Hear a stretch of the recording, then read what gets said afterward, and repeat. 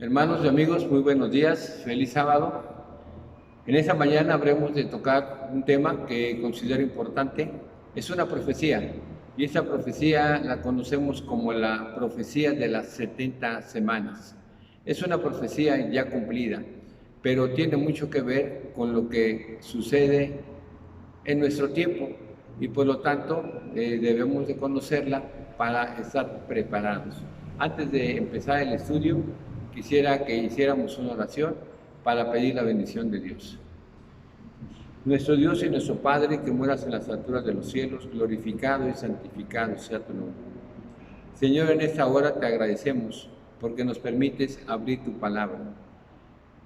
También nos permite, Señor, leerla, meditar y reflexionar en ella. Y queremos hacerlo, Señor, con la ayuda de tu Santo Espíritu. Que sea Él quien dirija este estudio, este tema, y que sea Él el que disponga a aprender nuestros corazones. Que trabaje nuestra mente, Señor, y que finalmente podamos estar preparados cada día más y más para tu segunda venida. Quédate con nosotros, Padre, en el nombre bendito de Cristo Jesús. Amén. Bien, mis hermanos, vamos a ir al libro de Jeremías y vamos a buscar el capítulo número 29. Allí está el inicio de la profecía, capítulo 29, y nos detendremos en el versículo número 10. Dice de la siguiente manera: porque así dijo Jehová, cuando en Babilonia se cumplan los 70 años, yo os visitaré y despertaré sobre vosotros mi buena palabra, para haceros volver a este lugar. Porque yo sé los pensamientos que tengo acerca de vosotros, dice Jehová, pensamientos de paz y no de mal, para daros el fin que esperáis. Mis hermanos, lo que está diciendo el profeta Jeremías es que el pueblo de Dios estaría cautivo en Babilonia durante 70 años, pero después de 70 años Él los sacaría de ese lugar y nuevamente regresarían a su tierra, a Jerusalén. Y el Señor dice, porque es mi buena palabra, como diciendo, yo cumplo lo que prometo. 70 años estarán cautivos, pero yo me acordaré de ustedes. ¿Por qué? Porque yo sé los pensamientos que tengo acerca de vosotros, pensamientos de paz y no de mal. Es decir, el Señor siempre desea lo mejor para nosotros, y el estar cautivo en Babilonia prácticamente no era lo mejor que le podía suceder al pueblo de Israel. Así que ahora sí vamos al libro de Daniel y buscaremos el capítulo número 9. Daniel, capítulo número 9, y allí vamos a ver o vamos a seguir esta profecía, prácticamente el cumplimiento. Capítulo 9, versículos del 1 al 3. Dice, en el año primero de Darío, hijo de Asuero, de la nación de los Medos, que vino a ser el rey sobre el reino de los caldeos, en el año primero, vuelve a repetir, de su reinado, yo, Daniel, miré atentamente a los libros el número de los años de que habló Jehová al profeta Jeremías, que habían de cumplirse las desolaciones de Jerusalén en 70 años. Y dice el versículo 3, y volví mi rostro a Dios el Señor, buscándole en oración y en ruego, en ayuno, en cilicio y en ceniza. Mis hermanos, el objetivo de este tema es que lleguemos a ser como el profeta Daniel, al menos en su actitud, porque Daniel conocía el tiempo en el que estaba viviendo, sabía lo que estaba por suceder. Daniel leía atentamente las Escrituras y Daniel oraba por él y por su pueblo. Y Dios contestó la oración de Daniel. Y miren, mis hermanos, dice aquí, en el año primero de Darío, hijo de Asuero. Esta profecía fue dada a Daniel en el año 538, es decir, un año después de que Medo-Persia había conquistado Babilonia. Daniel recibe de parte de Dios la profecía de las 70 semanas a la cual nos vamos a referir en esta mañana. Babilonia había caído, tenía un año de su reinado, de su conquista, el imperio medo-persa, y Darío, hijo de Asuero, reinaba. Y en ese año, ¿verdad?, él se acuerda de leer los libros, encuentra el libro de Jeremías, busca el tiempo que habían estado cautivos y prácticamente estaban a un año, máximo 2, de que ese tiempo se cumpliera. Así que Daniel vuelve su rostro a Dios y le busca en oración y en ruego, en ayuno, dice también, cilicio y ceniza.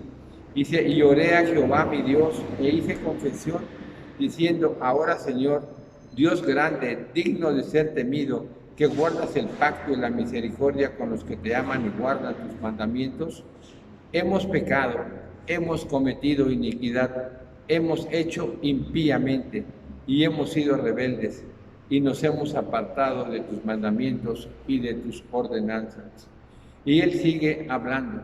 Y dice el versículo 7, tuya es, Señor, la justicia y nuestra la confusión de rostro. Como en el día de hoy lleva todo hombre de Judá, los moradores de Jerusalén y todo Israel, los de cerca y los de lejos, en todas las naciones a donde los has echado a causa de su rebelión con que se han rebelado contra ti. Es decir, este cautiverio al que estaba sometido ahora el pueblo de Dios se debía a la rebeldía. A veces Dios permite algunas calamidades en nuestra vida para que podamos entender que el mal camino nos lleva a un mal final también. Sin embargo, el Señor prometió que en 70 años nos sacaría de ese cautiverio en Babilonia. Y dice el versículo número 24, donde prácticamente ya inicia la profecía. Dice, 70 semanas están determinadas sobre tu pueblo y sobre tu santa ciudad. Mis hermanos, quiero entrar un poquito en contexto antes de hablar del versículo 24. Y sucede que ellos, como ya dijimos, estaban en el destierro, estaban en cautividad. Babilonia había destruido Jerusalén y lo más preciado que ellos tenían, su templo, el templo de Salomón. Todo eso sucede entre el año 605 y el año 587 antes de Cristo. Y ahora a Daniel, siendo el año 538, le es dada la profecía.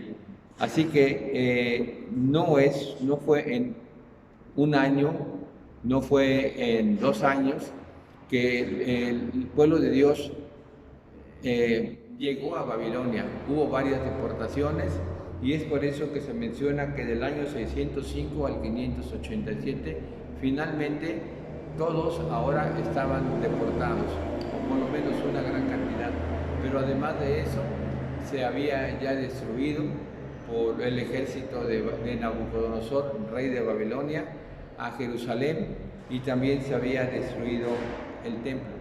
Y ahora sí, mis hermanos, dice el versículo número 24, dice, 70 semanas están determinadas sobre tu pueblo y tu santa ciudad. ¿Qué significa en profecía 70 semanas? Bueno, una semana sabemos que tiene 7 días, y cuando hablamos en profecía, la palabra de Dios dice día por año te lo he dado. Es decir, cada día equivale a un año. Así que si hablamos de una semana, entonces nos estamos refiriendo a 7 años. Como son 70 semanas, entonces diríamos son 490 días, pero como los días equivalen a años, estamos hablando de 490 años. Ahora, interesante lo que dice la versión católica de Torres Amat, porque allí dice 70 semanas de años. No es una interpretación solamente de unos cuantos, sino es una interpretación fiel, ¿verdad?, también a una traducción que se había hecho previamente, de la Vulgata latina, ¿verdad? Traducciones que eran más fieles a los originales.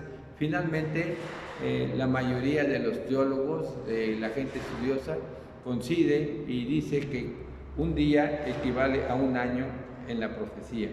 Ahora, estamos hablando entonces de 490 años, ¿verdad?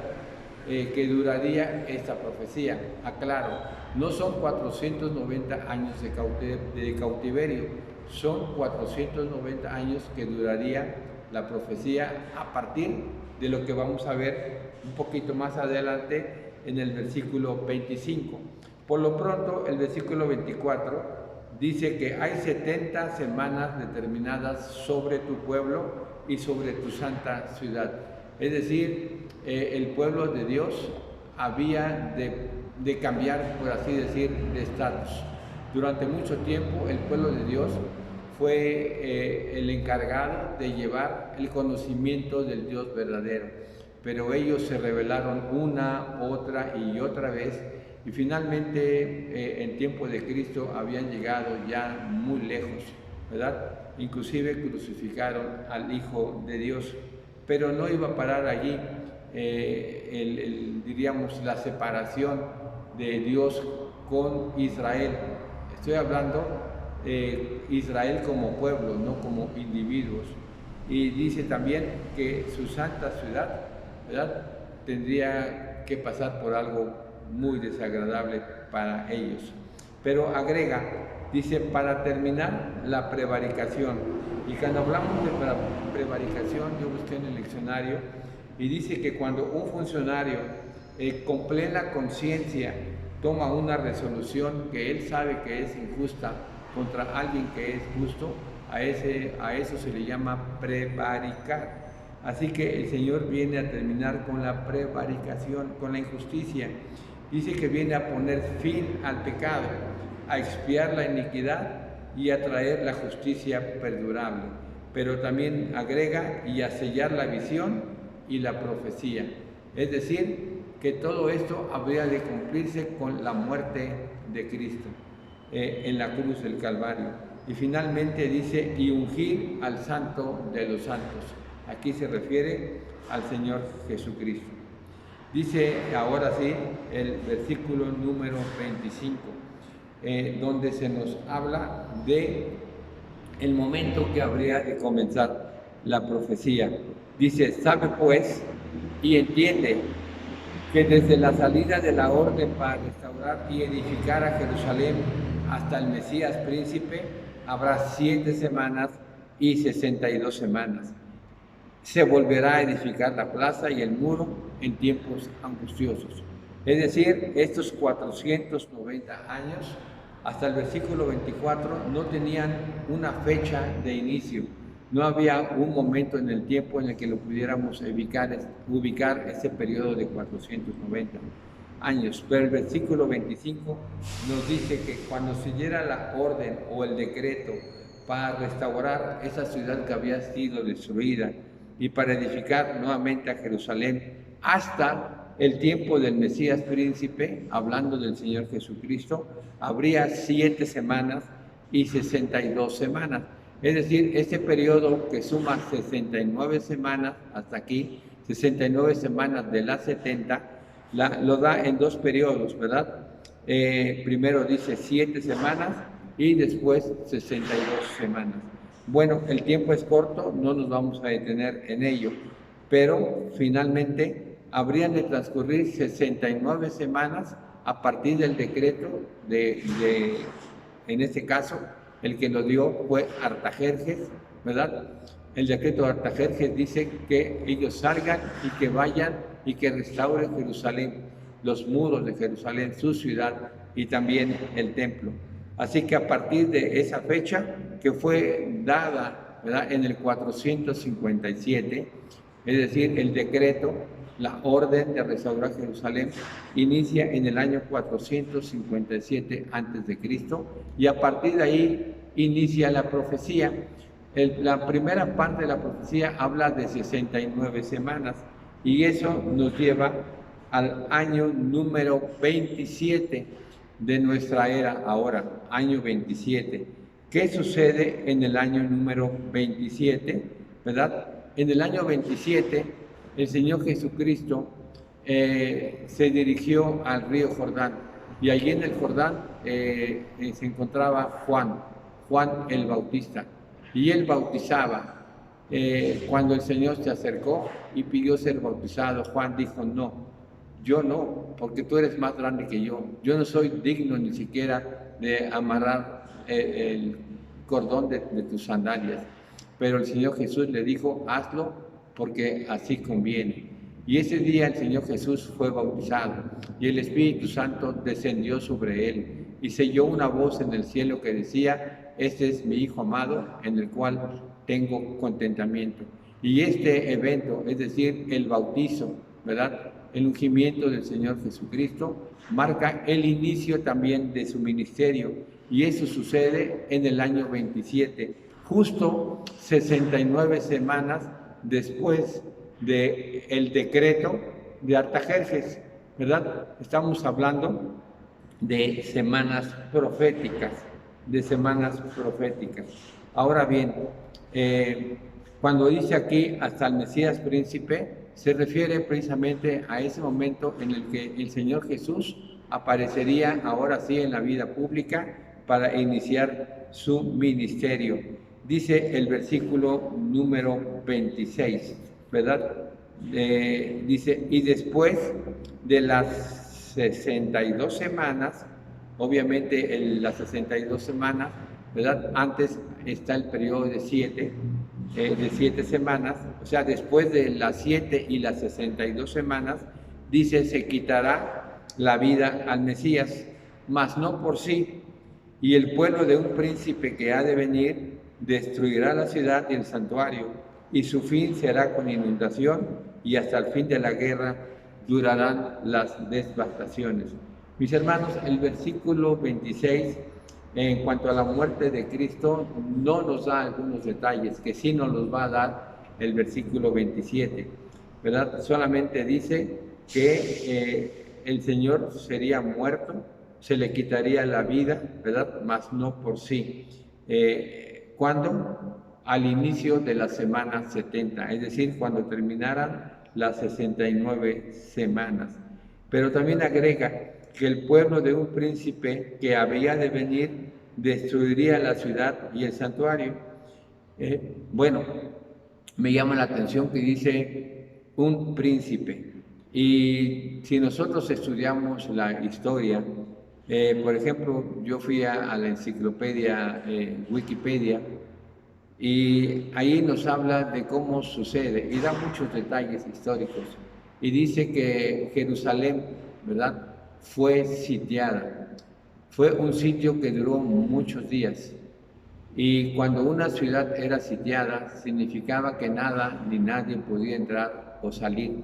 Afuera estaba Tito, el general romano, y él, junto con su ejército, un ejército numeroso y poderoso, estaba sitiando Jerusalén.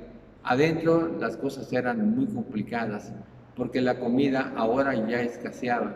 Había hambre, había coraje, había rencor, había muchos sentimientos encontrados en ese lugar.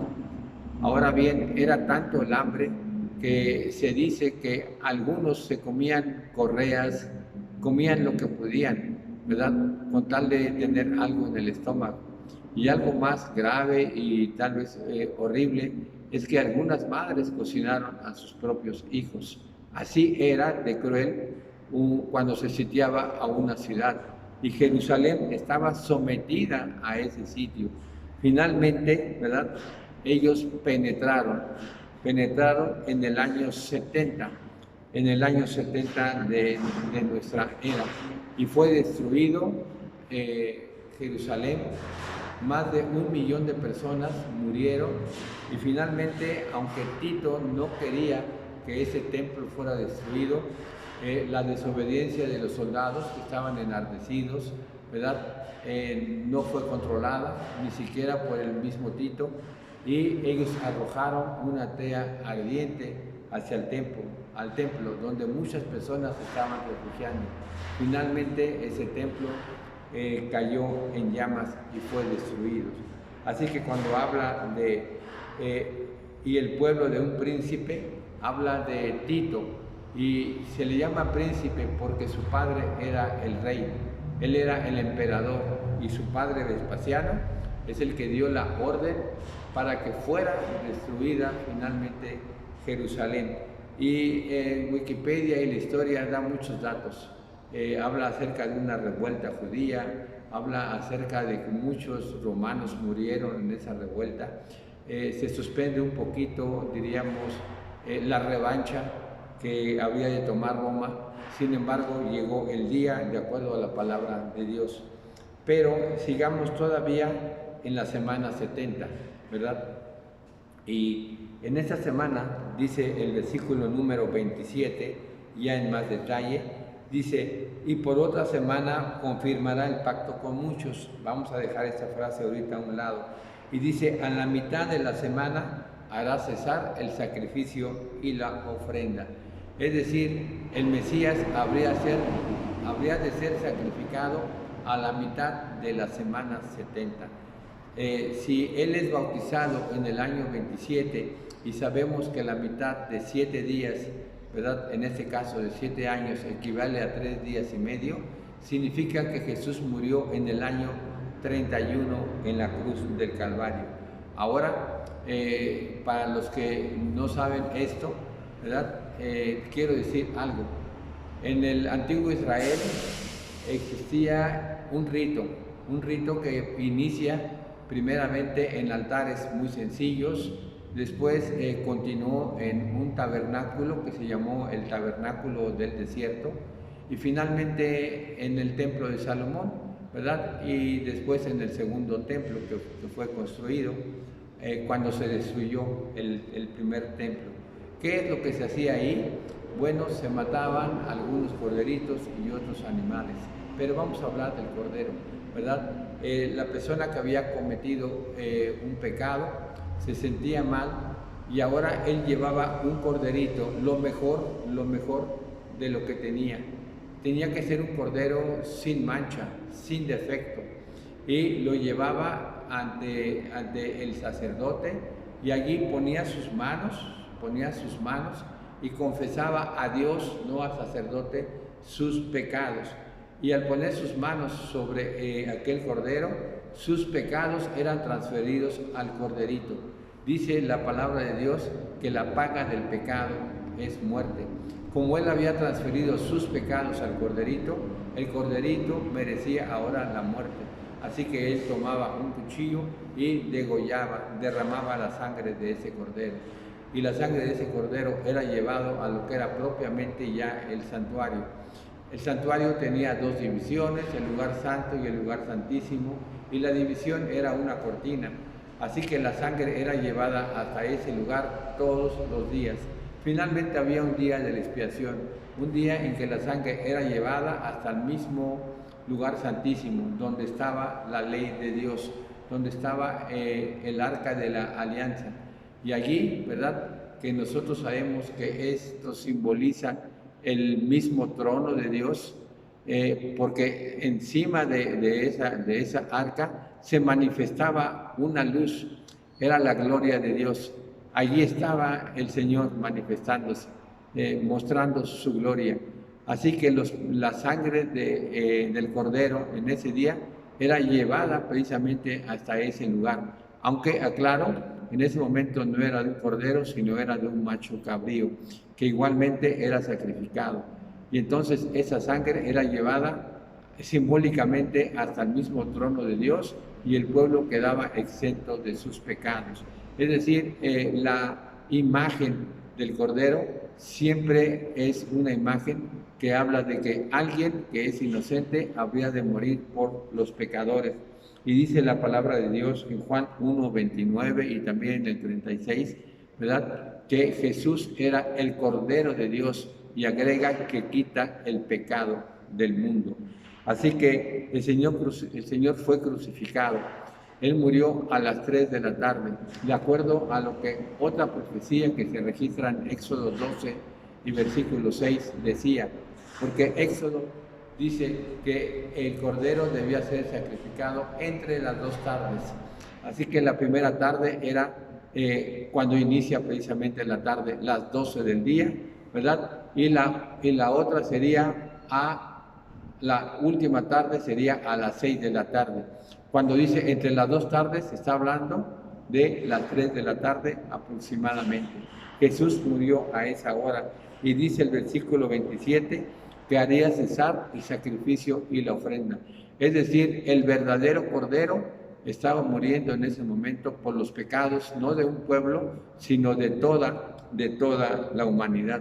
Ya no era necesario el sacrificio de aquellos corderitos. Aquello era solamente símbolo, era el material didáctico que usaba el Señor para enseñarle al pueblo de Israel que alguien inocente y sin mancha llegaría a la cruz sin haber cometido un solo pecado y daría su vida por todos ellos y también por la humanidad completa. Por eso es que dice el versículo 27 que haría cesar el sacrificio y la ofrenda. La parte primera que dijimos vamos a tratarla después, dice, y por otra semana confirmará el pacto con muchos. Significa que la otra mitad de la semana nos lleva al año 34. Y cuando dice confirmará el pacto con muchos, en el año 34 suceden por lo menos dos cosas importantes. Una de ellas, el pueblo de Dios, ¿verdad? Israel, sella su rechazo a Cristo, no acepta a su Mesías. Que Juan, en el capítulo 1 de su Evangelio, dice que Jesucristo a los suyos vino y los suyos no le conocieron. Los suyos dijeron crucifícale y lo entregaron para ser crucificado. Y finalmente Jesús murió.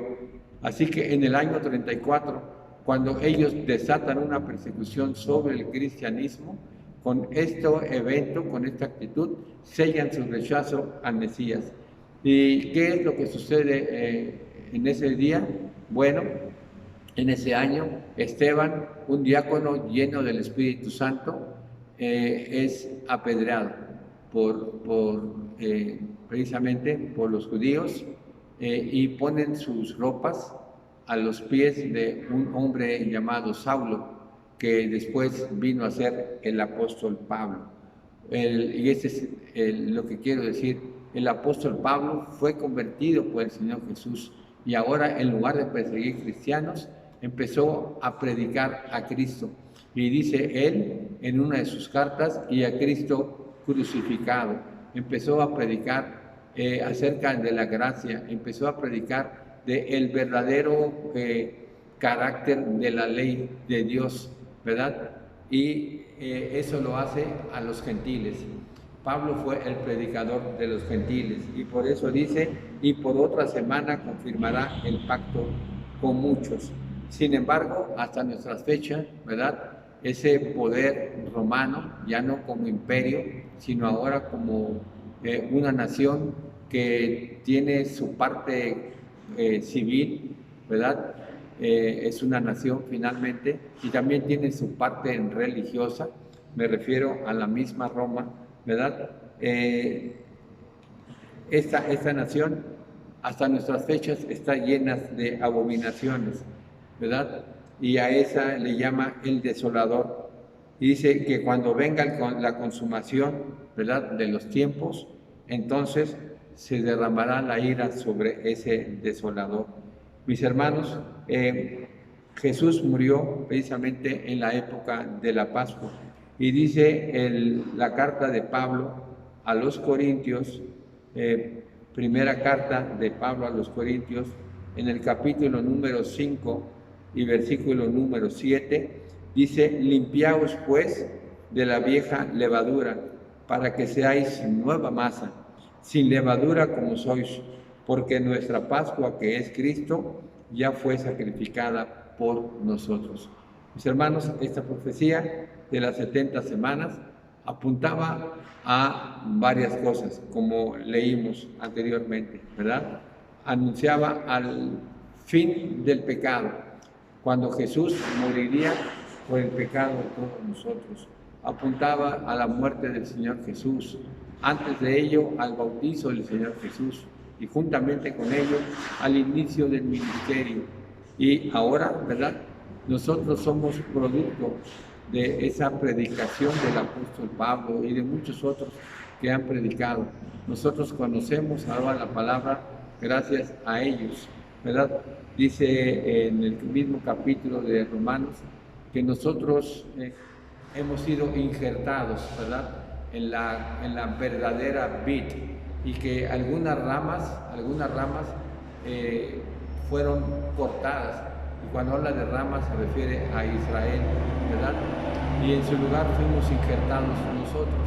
Sin embargo, al final de los tiempos, tanto en nosotros como nuevas ramas, ¿verdad? Serán injertadas a ese olivo verdadero. Ramas que son cortadas de un olivo silvestre serán injertadas ahí. Ahí entramos nosotros. Pero el apóstol Pablo hace mención y dice que el pueblo de Israel no ha sido desechado completamente. Porque si nosotros, siendo ramas, ¿verdad? Silvestres, hemos sido injertadas en un olivo, ¿verdad? Que no era el nuestro, y hemos dado frutos, con más razón las ramas naturales, hablando del pueblo de Israel. Yo creo, mis hermanos, que hemos llegado al final de los tiempos y que el pueblo de Israel, muchas iglesias evangélicas, cuando conozcan esta verdad que ahora estamos predicando y algunas otras, como por ejemplo lo que tiene que ver con el día sábado, lo que tiene que ver con el verdadero estado de los muertos, porque hoy se predica que la inmortalidad existe. Mis hermanos, cuando todo esto sea predicado y sea aceptado por esos obreros de la hora 11, ¿verdad? Es decir, del final del tiempo, entonces el pueblo de Dios será grande y habrá una predicación llena del Espíritu Santo que conocemos como la lluvia tardía. Mis hermanos, Daniel conocía el tiempo en el que estaba viviendo y sabía lo que estaba por suceder. Daniel leía las Escrituras, Daniel oraba por él y por su pueblo, y Dios contestó la oración de Daniel, y Daniel recibió la interpretación de esa profecía. Hoy nosotros debemos de conocer el tiempo que estamos viviendo, debemos de conocer lo que está por suceder, y lo que está por suceder es que Cristo viene a la tierra y viene muy pronto. Así que debemos leer las Escrituras, lo debemos de hacer en oración, en ayuno, ¿verdad? Con una actitud humilde, no anteponiendo lo que nosotros queremos interpretar, sino lo que el Espíritu de Dios quiere decirnos al leerlas, ¿verdad? Y de esa manera podemos entender las profecías de Apocalipsis, por ejemplo, que Apocalipsis no es otra cosa más que la revelación de lo que escribió el profeta Daniel en el Antiguo Testamento. Nosotros hoy sabemos que estamos viviendo el tiempo del fin. Daniel hizo todo esto. ¿Nosotros qué haremos? Mis hermanos, Dios les bendiga y que este tema pueda servir no para conocerlo plenamente, sino para que ustedes tengan la inquietud, vayan a la palabra, capítulo 9 de Daniel, lean Jeremías 29:10 y finalmente con este conocimiento nos empecemos a interesar en las profecías que aún no están cumplidas. Esa profecía ya se cumplió y nos demuestra que el Señor tiene palabra. El pueblo de Israel regresó a Jerusalén, la reconstruyó, ¿verdad? Reconstruyó su templo. Y dice la palabra del Señor que finalmente Dios restaurará todas las cosas y su pueblo, el pueblo elegido, y ya no se refiere solamente a Israel, sino también a muchos gentiles, finalmente habremos de morar en la nueva Jerusalén. Dios les bendiga y nuevamente feliz sábado. Vamos a terminar con una oración. Bendito Padre que moras en el cielo, glorificado y santificado sea tu nombre. Señor, en esta mañana te agradecemos porque finalmente hemos podido dar este tema. Te ruego, Padre, que tú lo bendigas al llegar al corazón y a la mente de mis hermanos, de mis amigos, quizás de otras personas que no creen en lo que nosotros creemos. Pero Padre, que tu palabra pueda fructificar, que surja el interés, la curiosidad por aprender acerca de ti, acerca del Señor Jesús. Hubo un pueblo, Señor, que rechazó al Señor Jesús, no le conocieron. Te rogamos también por ese pueblo y por mucha gente que está en otras religiones que no conoce al Dios verdadero ni sabe el sacrificio que hizo Jesús por la humanidad al morir por nuestros pecados. Él, inocente, por nosotros, gente injusta y pecadora. Gracias, Padre, por esta bendición, por tu gracia, por tu amor. Todo esto lo rogamos y lo suplicamos en el nombre bendito de Cristo Jesús, nuestro Salvador. Amén.